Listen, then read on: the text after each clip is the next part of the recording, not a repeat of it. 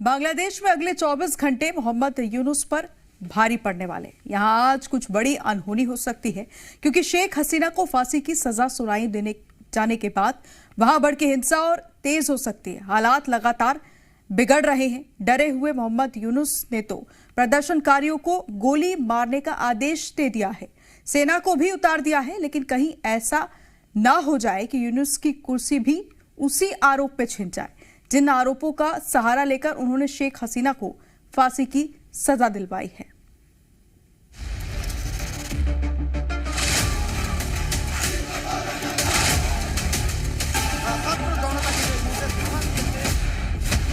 जब कोई तानाशाह झूठे मुकदमे में चुनी हुई प्रधानमंत्री को फांसी की सजा देता है तो अवाम इसी तरह भड़क उठती है।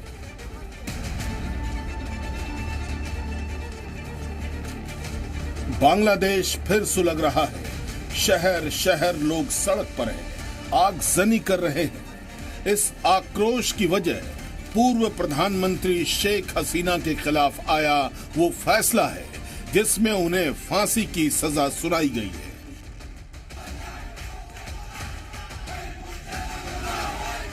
यूनुस सरकार ने जिस तरह छात्र आंदोलन की आड़ में लोकतंत्र का दमन किया है, उससे शेख हसीना की पार्टी अवामी लीग गुस्से में है। फैसले के खिलाफ सड़कों पर उतर चुकी है।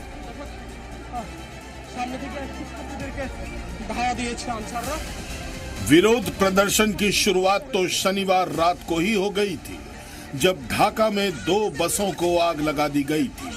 कई जगह धमाके भी हुए और पुलिस प्रदर्शनकारियों की भिड़ंत में कई लोग मारे भी जा चुके हैं। हालात हाथ से निकलता देख यूनुस सरकार डर गई है, इसलिए पुलिस के साथ सेना और बॉर्डर गार्ड के जरिए जनता के गुस्से को कुचलने की कोशिश कर रही है।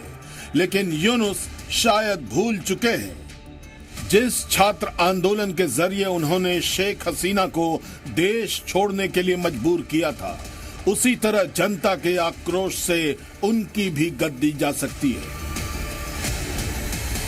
वैसे यूनुस सरकार की साजिश आज आखिरकार कामयाब हो ही गई। बांग्लादेश के अंतर्राष्ट्रीय क्रिमिनल ट्रिब्यूनल ने शेख हसीना को मौत की सजा सुना दी। ये सजा उन्हें मानवता के खिलाफ अपराधों के जुर्म में सुनाई गई, जबकि पूर्व गृह मंत्री असदुज़्ज़मा खान को भी सजाए मौत की सजा मुकर्रर की गई। शेख हसीना के खिलाफ 6 मामले दर्ज थे।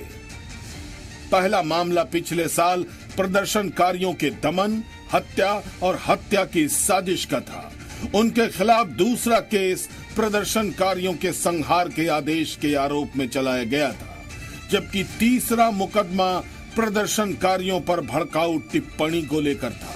चौथा केस प्रदर्शन में 6 निहत्तों की हत्या का था, जबकि छठा केस हत्या रोकने में विफलता और साजिश के आरोप को लेकर था।